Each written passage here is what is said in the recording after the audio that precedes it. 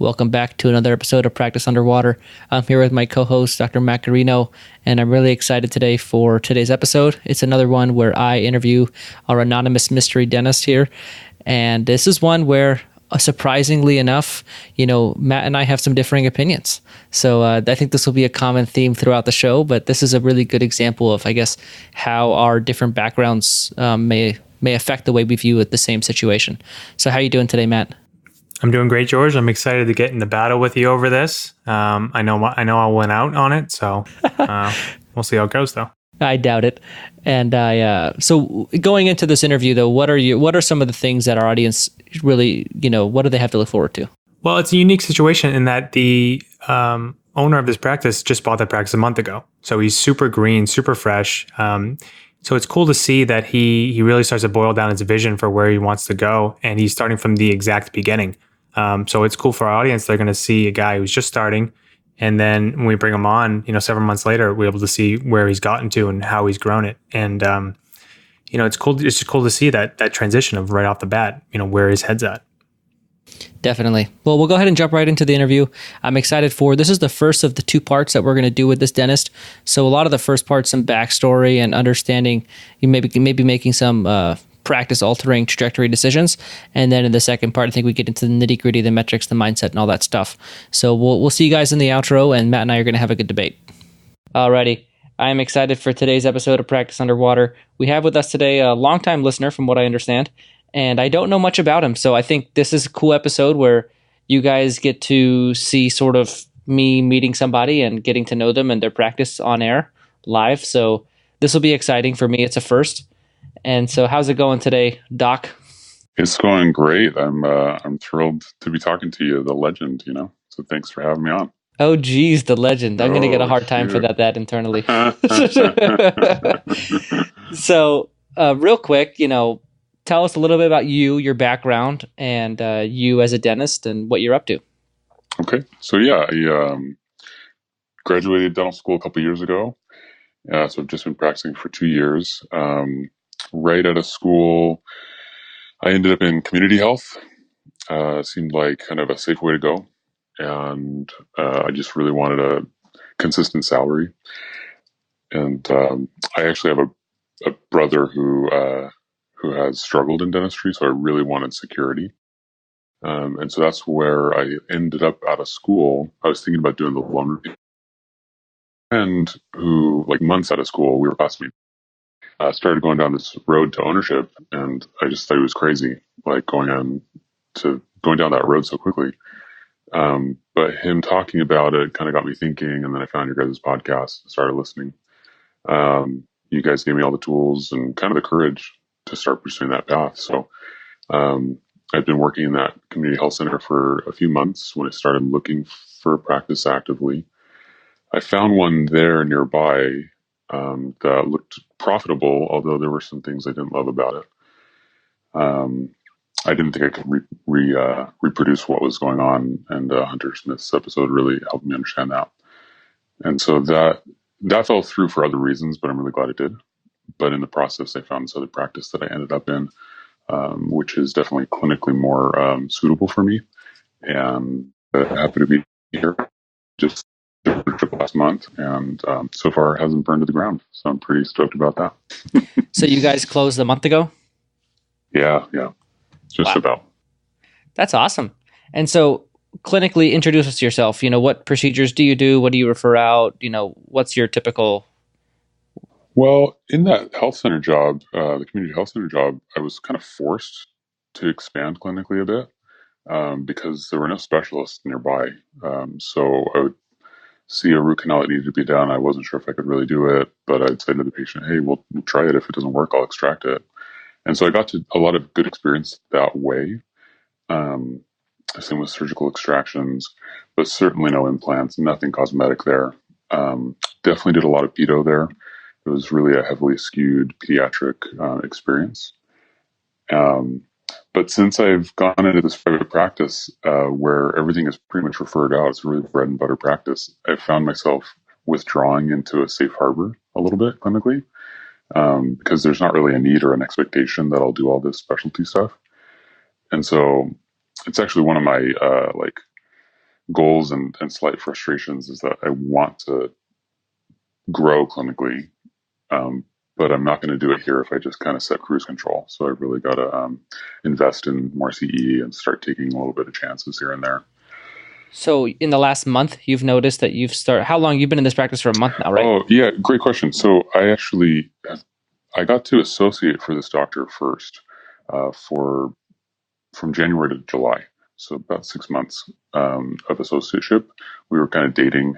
He was making sure I was going to be a suitable successor because he then wanted to turn around and be my associate for a couple of years while he backed into retirement. So there's been a phase transition. So I have been in since January, although we just closed on the practice and made that full transition last month. So before we start talking about the office specifically, in terms of you as the owner, let's talk about you as the buyer. What did it look like when you started? Did you guys do like the due diligence period before you began your associateship? Is that when you kind of looked at all the numbers? Yeah, you got it. I started looking at this practice last July 2018.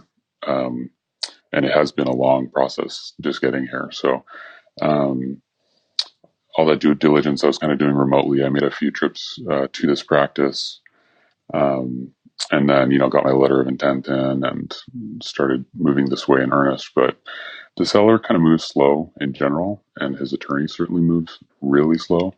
So that made everything kind of drag out a little bit. But yeah, definitely ran all the financials through financial groups and using and analyzed it from a buyer's perspective best I could based on the knowledge I've gained through your show. And it looked good. It was, do you want numbers at this point? I mean, what it was looking like? So I'd like to see the numbers, number of hygienists, docs, everything. Sure, yeah. So it's a 6-op practice. There's 2 full-time hygienists. It's always been kind of a 1.5 doctor office. The seller himself wasn't working here alone. He had an associate until like a year ago who was working 2 or 3 days a week, and he was working 4 days a week. So 6 or 7 doctor days per week. So it was doing right around $1.5 million a year on average. And overhead, I thought was a little bit high, but he's got this team that's been here, some of them have been here like 15 years plus. So it kind of makes a little bit of sense. Yeah. And like I said, it was just kind of encouraging to see a bread and butter dental practice doing that kind of work, where it didn't have that clinical pressure to do specialty work necessarily. That was still profitable. His salary was right around 500,000. So his overhead was in the high, mid to high 60s. I want to say something like that. So it was doing about 1.4 ish. And what is your purchase price, by the way? What did you pay for the office? Yeah, it was $1,080,000. Okay, so nothing insane. And it's funny how on the show that's become normal, but anyway. Yeah. So $1 million, who cares? So now your goals. So you bought this office. What is your long-term vision?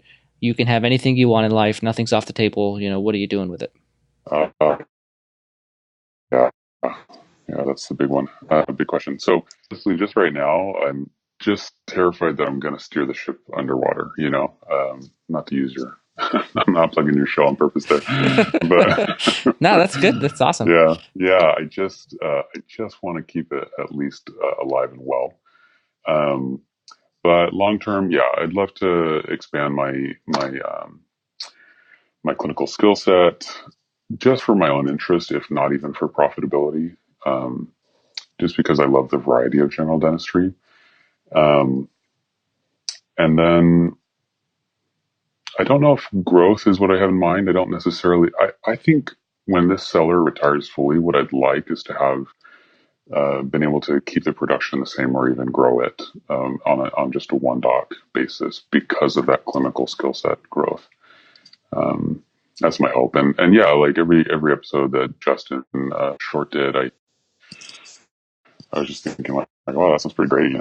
3 days a week, 12 weeks off, having a nice profitable office. That sounds pretty awesome. I'm a family guy, so more time with my family would be amazing. Less stress overall, and just kind of a moderate to high income. That's kind of the goal. So then, are you thinking 3 days a week long term or 4? I'm currently working 4, and I would love to go down to 3 at some point. Okay. And what is your aversion, or I guess, why don't you want to grow the office past a one doc office? I think it has to do with stress and lifestyle. Like as I listen around on the show and talk around in general, it just seems like yes, if you grow into multi-doc model, um, your profits can go up, but the increase of stress doesn't seem worth it to me based on how much the income seems to grow. Does that make sense? Okay. If I could find a way to grow into a multi-doc practice where every system was working well and it didn't feel like I was running this madhouse, then maybe I would do that. But in my head currently, it just seems like that's a simpler, cleaner way to go. That whole lean and mean model. So it sounds to me like you're sort of taking the multi-doc group practice off the table because you feel like you are not able to have it be organized and put together and not feel like it's a little chaotic. Yeah, maybe I just don't see the way, or the path as clearly as I see. I don't know. I love working independently, and although it is, when I first started working as a dentist, and even now, I have always had a dentist in the office where I practice to talk to. So, I might miss that actually if I didn't have it. I'm not sure. Have you ever had a week where this dentist wasn't there? Yeah, I have. How was that for you? It seems to go smooth. To be honest, he's not a clinical mentor of mine, but he is somebody with a lot of experience. He himself clinically, I think, let's just say, I feel like his standard of clinical excellence could be higher, and so I think he brings value to his patients in terms of convenience, good relationship, and efficiency. But clinically, I don't necessarily see a lot in him that I want to look up to.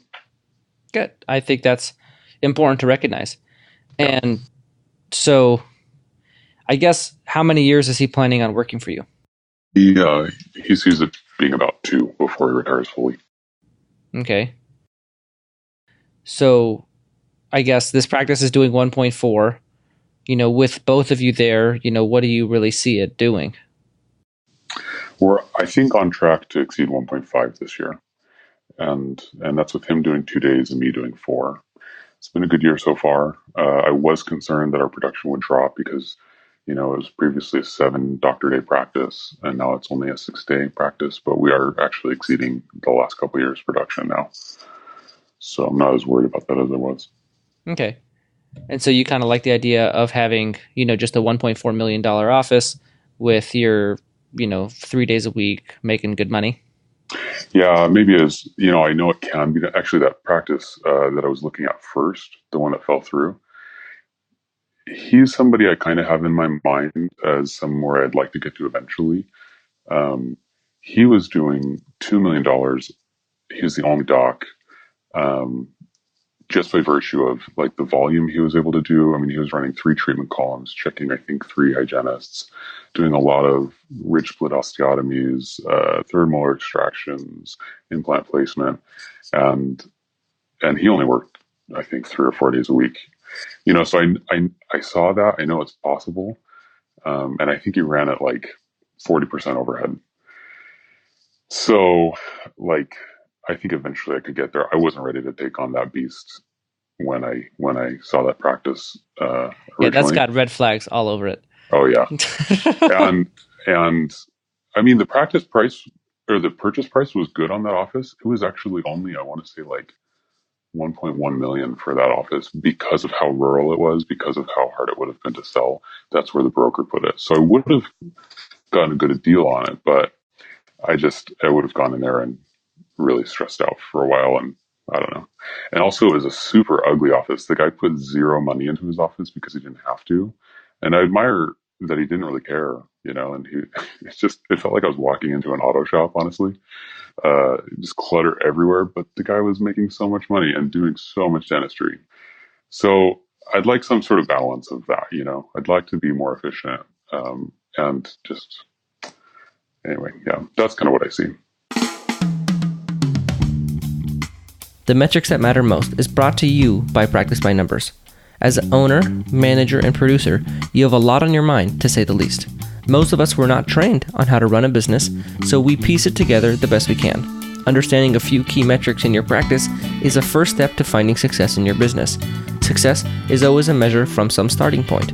Practice by Numbers dashboard analytics software provides a simple way for you to track the metrics that matter most. With this in mind, today we're going to explore Hygiene pre-appointment rate. Improvements to this metric add efficiency and productivity to your practice. When this number is low, you waste resources tracking down patients to fill your chairs, and ultimately, you lose some patients. Many practices only pre-appoint about 50 to 60% of their hygiene recall patients, while 90% is very achievable. Follow these steps to help your team achieve 90 to 95% pre-booking. It all starts with awareness. Where are you now? Look at your hygiene pre-appointment rate for the previous year and then month. Make your team aware of this metric and commit as a team to achieving 90% pre-booking. At your daily huddle, review yesterday's hygiene pre-booking rate and commit to calling anyone not appointed to schedule them now while it's fresh in their minds. Help team members with verbal skills to aid them in appointing the reluctant patients that they might encounter. Set up your reminder system to give patients 2 weeks notice before an appointment so they can feel comfortable appointing, knowing that they can call and adjust their appointment if they discover that they have a conflict. To learn more about using smart data to manage your business, visit practicebynumbers.com. So I'm still trying to kind of get a handle on, I'm asking a lot of questions because I'm trying to get a handle on I feel like I'd like a more refined vision. And so your team right now, what's the current team that you guys have in the office? You have 2.5 hygienists, is all I know. Yeah. So 2 full-time hygienists, but 1 extra hygienist that comes in 1 day a week, sometimes 2 days a week. There's an office manager, 2 front desk, but one of those is part-time. I think she comes in 3 days a week. And then in the back, we have 2 full-time assistants and 1 3-day-a-week assistant. So it's really like a 1.5 doc practice, I feel like, through and through. So so you're kind of in between models, right? So you're way too staffed to have the 3-day-a-week, gonna make big money with my overhead low, doing a lot of dentistry in that office right now. But you could also, so I guess here's what's on the menu. Mm-hmm. So you have option A, which would be like, 1.5, 1.6, maybe you work your 3 days a week and you have your offices, you might make, let's just say you make $750, right? That's option 1. Option 2 is you scale it up a little bit. You get another doc in there.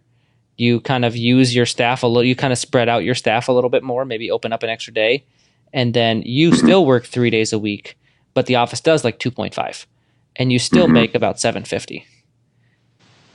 So those are your 2 options that kind of, from talking to you, seem the most straightforward.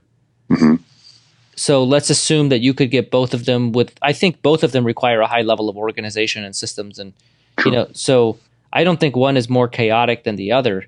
So if I just put those 2 options on the table, which one appeals to you more? Yeah, I mean, if all other things being equal, stress level, etc.,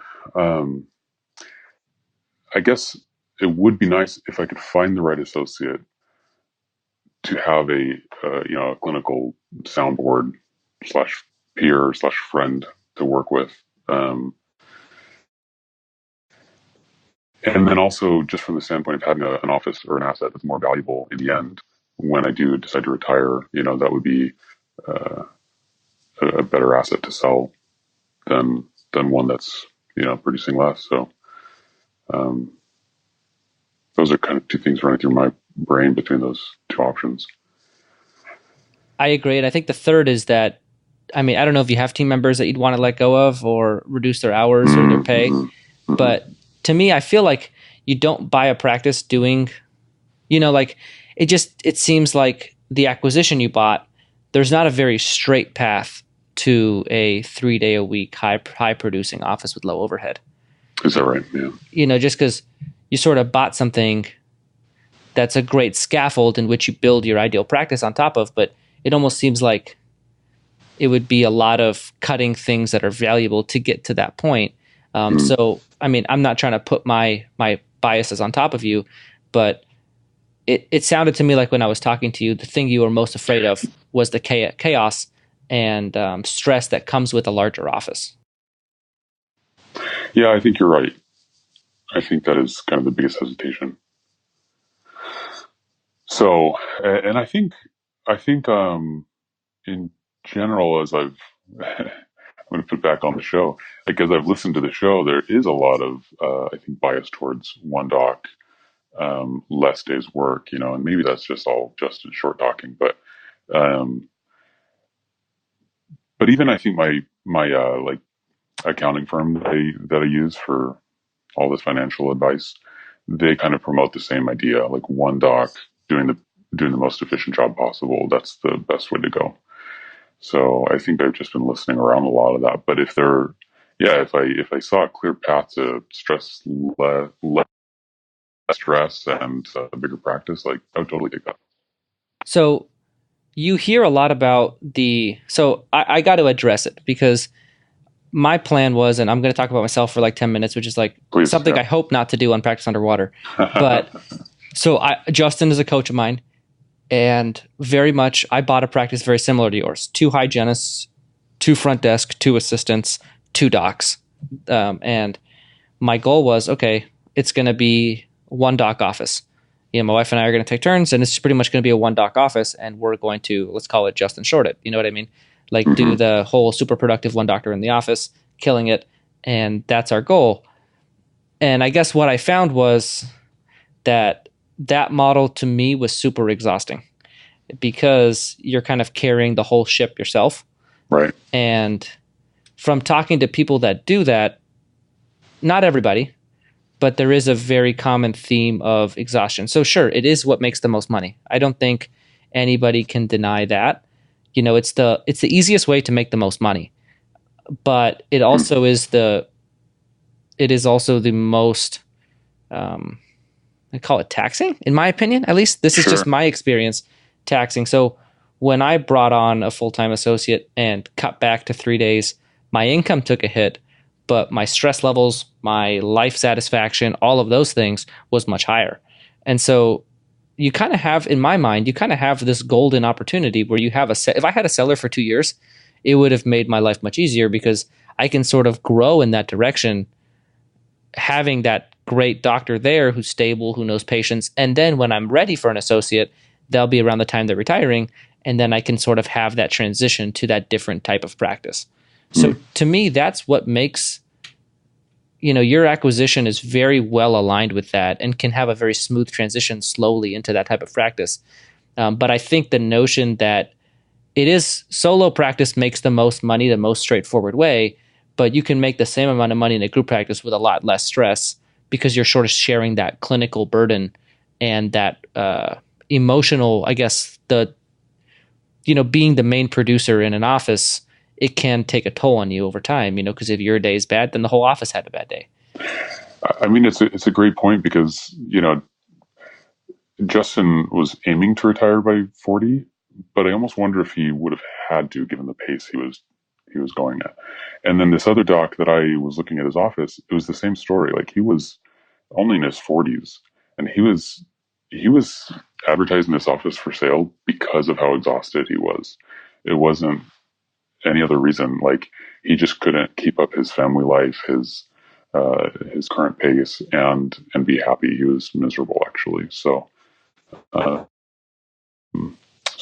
is a very good point. If I'm hoping to retire at 40, then maybe I do need to go that super productive practice route. But if I really am pretty happy practicing at more of a moderate pace and just earning until, a traditional retirement age, then that's probably a better way to go, the multi-doc practice. So I think, again, I want this to be your decision, not mine. Yeah. No. But at the same time, I'm just listening, and what I'm hearing is, from us, the Shared Practices podcast, that damn thing, and from your accountant and everything you're hearing is that most money, less stress equals being a solo doc and killing it. That's sort of what your outside input is. And then sort of what I'm seeing in your office is you bought an office that really has the scaffold. I mean, 3 front desk, essentially 3 hygiene people, essentially 3 assistants. I know that everyone's part-time and stuff, but you really have a scaffold of which to build a group practice on top of. So you bought an acquisition that's leaning towards a group practice. The only reason that you're not pursuing it is because you're afraid of the stress, the systems, and the, all of that's involved. And so for me, it almost feels like that's what you want, but everything you're hearing is that it's stressful and it's not what's best for you, even though it seems like your acquisition is well aligned to go that way. Yeah, I mean, they're excellent points, because honestly, like, that one hygienist who only comes in once a week, she would love to quit her other job and work here full time. The one part-time assistant who only works 3 days a week, her other job is working at a coffee shop. She would love to be full time as an assistant. She just graduated school.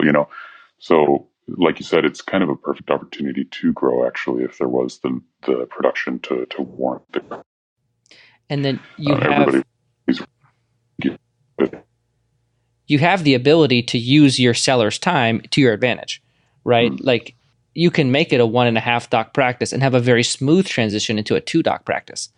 And then I guess the situation that seems very clear to me is that, you use this time where your seller is, you got the next 2 years essentially to really sort of, like, you're shifting gears on a stick shift car. Like, you sort of move to, you're kind of maxing it out. You're doing as much as you can. And then when he retires, you switch roles with him. All of a sudden, you're the part-time guy, and then you get a full-time doc. You might open a day, and then you're probably not going to have as big of a hiccup as you might think, but your lifestyle will be much better. And I think what you're going to find in your career, I think every dentist has done this, so I don't think you are going to be any different, is that you're going to find procedures that you really, really like, and then you're going to find ones that you don't want to do anymore. And so you can sort of begin to cater your clinical skill set towards those things that you really, really enjoy, and then sort of weed out the things. I think it's very rare to find a dentist who loves everything. I think it's just, you could be that guy and then you could do everything. But I think the more common thing is that you're like going to fall in love with 1 part or 2 parts of dentistry. And do you have anything like that on your mind, or do you think you'll just genuinely love everything? No, when I was in that community health center, I really loved surgery. Like, I loved extractions, and obviously that's simple surgery, but I really liked it. And I do think if I could grow clinically in that direction, that would be fantastic. I actually like endo when it's not frustrating. I think it's fun, but I haven't had enough. I didn't do a residency, and I just haven't had enough clinical mentorship really to be super confident in some of those cases that I would like to be able to tackle. But I enjoy it as a discipline. So then, kind of our discussion right now, the one we've had about the direction of your vision, how do you feel about, I mean, it seems like you're leaning towards a group practice with another doc in there, you and another guy. How does that feel to you? Still a little stressful, but only because it's such a wild card. Can I find the right personality, the right clinician, somebody who might be willing to stick around? Because that's the other thing that sounds stressful to me about a group model is I feel like it's hard to keep an associate happy for very long. And so you'd have to have enough systems in place that you felt I could get an associate in here. If they left after 2 years to pursue their own dreams, I could get another one in here without too much of a bump, and keep things going. That turnover sounds stressful to me as well. But if I could get around that, then I think it feels great. What's the insurance involvement in your office? It's pretty heavy, I would say. So I don't have an exact number, but if I just had to guess, I think it's about 80%. Yeah, so you're an insurance-based practice. Patients come to you Totally. because you take their insurance. Totally. Yeah, so you're not drastically changing a model here. I mean, if you were a fee-for-service practice and they came to you because you were you, then, I think your turnover is a little bit more of a big deal. But how about, let's dive into your metrics and let's take a look at everything. And I kind of want to show you why, maybe the associate turnover thing isn't as big of a deal as you might think. Okay. And I still have those metrics in front of me. Are you going to share those with me now? So I'm actually looking through your software right now. And then after the show, I will send you, and then in the audience, we'll have it in the show notes of like exactly what I'm going off of. But Okay. I just kind of want to pull up certain things. Okay. So let's just kind of go the group practice route, because it seems like, barring, so if I took out the associate thing and I let's just say you were able to build an office that could withstand associate turnover to the point where it wouldn't really bother you a whole lot. And you might just through your career have a new associate every 3 years, 2 to 3 years. Would that bother you? Like I said, if I could get around it, if it didn't hurt the practice too much and it wasn't too much emotional strain, then sure. Okay. All right. So I hope you guys enjoyed that first part. It was a lot of, I think one of the things that as a host on this show, we bring our biases and we can try to run away from that, or we can kind of own up to it. And I think for me, I just got to own up to the fact that I have a group practice bias. I see everything through a group practice lens due to my history. And also, due to the fact that, I'm just very preferential towards that model. That being said, half of my clients are solos and I have no intention of kind of pushing them that direction. But, the other half are people that are solos becoming groups. And I think for me, I see this guest as very much somebody who fit in that category where they were buying an office that just doesn't seem like it. It seemed like the path of least resistance was growing into a group. And so I wanted to hear Matt bought an office that was very similar to this, but sort of did the opposite thing, where he kind of brought it into a really productive solo office. So I wanted to hear your perspective on, I guess, this situation and sort of my advice. Yeah, I mentioned in the intro that we were going to battle here. Actually, I kind of agree with you on this one. In this case, come on. I know. I really wanted to. It takes a specific type of person, I think, to really thrive in a solo doctor office. I'm not so sure if this is the doctor that is it right now, in his current form. As you mentioned in the interview, he bought an office that has a lot of scaffolding for a bigger office. He's a bigger staff. He's got 6 ops. He's got 2 full-time hygienists. It was always a doctor and associate practice. So getting down to that one doctor productive solo would require letting some people go and really changing the trajectory of this office that it's always been. I think in this case, for what he wants for his lifestyle, I think that the multi-doc office is best for him. For me personally, I think it's just, I like to have that the buck stops and ends with me at the end of the day, that I'm always the one seeing the patients, that I'm always the one, making managerial decisions and staff decisions. And I just think it takes that kind of person who really wants to have the full control and ownership and is comfortable with that to really make it work. And I think in this case, he's better served with that multi-doc office. Man, so no disagreeing with me? I know. I really wanted to, and I'm sure we'll disagree more on the rest of these shows, but it can't be. So did you not... I was trying really hard in the interview to not be biased and give both... I guess I had a really hard time seeing the solo as a reasonable option. And so for me, it almost felt like, based on the practice he bought, it almost felt like it was an 80% tilt towards group practice before I even talked to him, because it just everything would fit that model so much better, like just from a logistical standpoint. So I was trying really hard to give solo a chance in this situation. I just couldn't get behind it from an objective standpoint, let alone, and talking to the dentist, it didn't seem like he was either. It sort of felt like he was only doing it because that's what he thought was necessary to make money. Yeah. And I think it's something that came out from the Justin Short miniseries on your podcast here, is that it kind of glorified that model and made a lot of our listenership think that's the model for them. And, working 3 days, making a lot of money and taking a lot of time off, like, who doesn't want that? That sounds great. But, with these offices that are built differently, it's important to open your mind to different possibilities and what could maybe be a better fit. And I think that's the great value of coming on this podcast for him and for others, just kind of listening to it and getting that different perspective on how their office could be, because it doesn't have to be what one person did to make theirs successful. And I think, in our group coaching program, this comes up a lot where you have pre-owners and they're looking to take every office they buy and make it into 3 days a week, fully productive.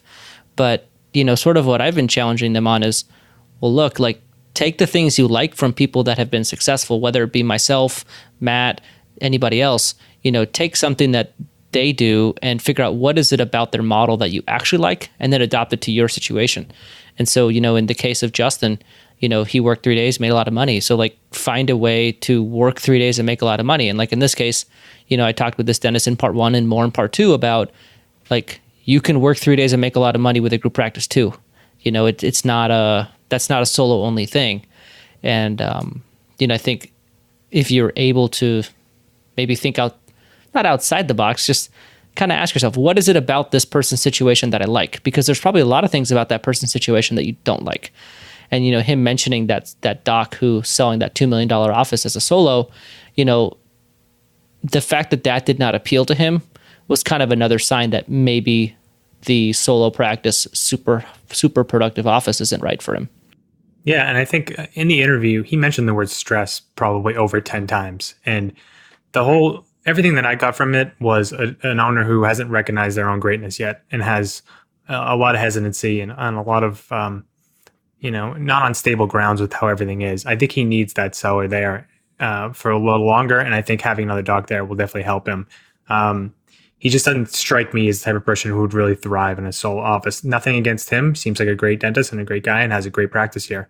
But that just seems to be a better fit for who he is. So that was an observation that you made that I didn't. It was sort of like, oh, I didn't realize he said it so many times. What did you take from that? Him kept mentioning stress.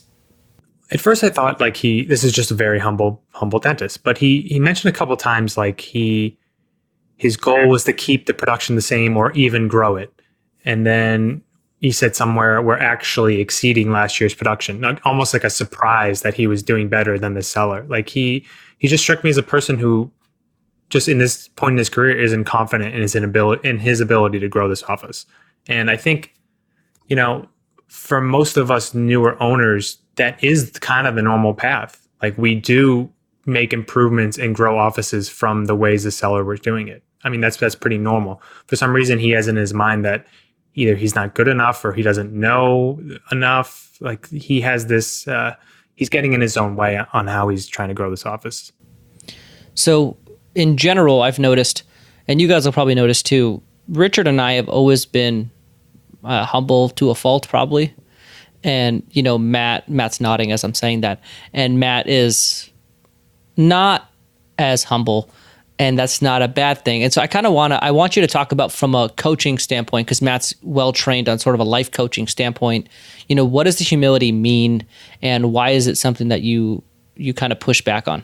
I just see it in a lot of ways as it comes across as a lack of confidence, a lack of, like I said before, of knowing your greatness. I think you can hinder your potential based on being humble in that way. And other than that, of not celebrating, wins and achievements and making things fun and like a game and you just bought this amazing office, let's celebrate that. And you just grew production X amount, you just hired the staff, you took a day off, these are all amazing things that people that we're talking to are doing so early in your careers that these need to be put on loudspeaker because, people need to know that this is possible and this is happening. And dentistry is actually a wonderful, wonderful profession, not some, what you read on the Facebook groups and how it's going down in the trash and Walmart's going to take over. So I think it's all part of it. I think we should be just happy with what we're doing and confident in what we're doing. And that humility is one way that can easily put us down in our own minds.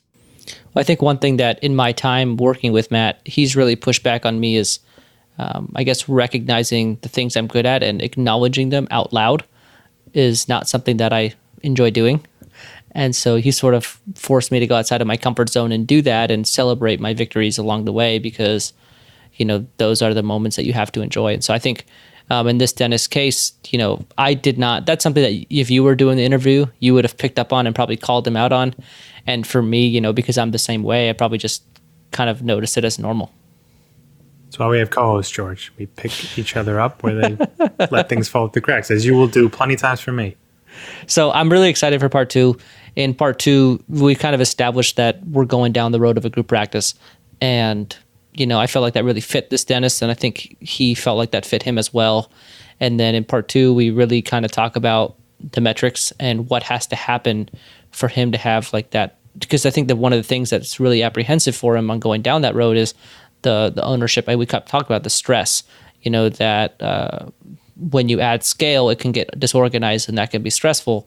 And so a lot of it is about getting your systems in place and getting things organized. And I hate the buzzword systems, so I don't mean it in the buzzword way. I just like getting things organized and operational and like to the point where he can just look at key performance indicators to make sure things are going well and know that they're going well. And so that's a lot of what we talk about next episode. I'm really excited for it. This was, to date, one of my favorite interviews. I've only done 2, so it was top 2 for sure. And, I'm excited for this one. I think he has a really cool future ahead of him. Thanks for listening to another episode of Practice Underwater. We'll see you guys next week.